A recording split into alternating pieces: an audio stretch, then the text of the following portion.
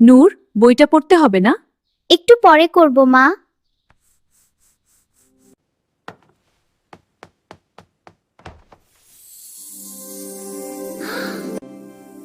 ওহ, কি সুন্দর সোনালী ঘড়ি।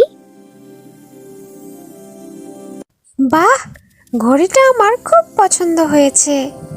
এটা কি অলৌকিক ঘড়ি? এটা এত সুন্দর কেন?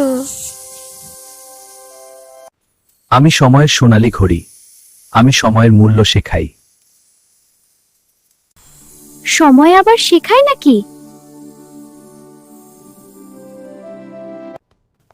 এরপর আস্তে আস্তে সবকিছু ফ্যাকাশে হয়ে যেতে লাগলো।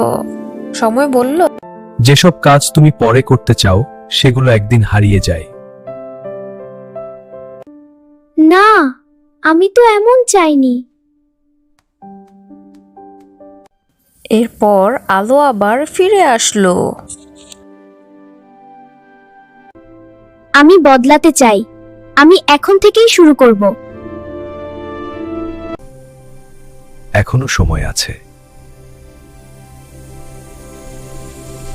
এরপর নূর পড়াশোনায়, মাকে সাহায্য করায় এবং খেলাধুলায় নিয়মিত হয়ে গেল। নূর, তুমি কত নিয়মিত হয়ে গেছো। আমি সময়ের মূল্য বুঝেছি মা।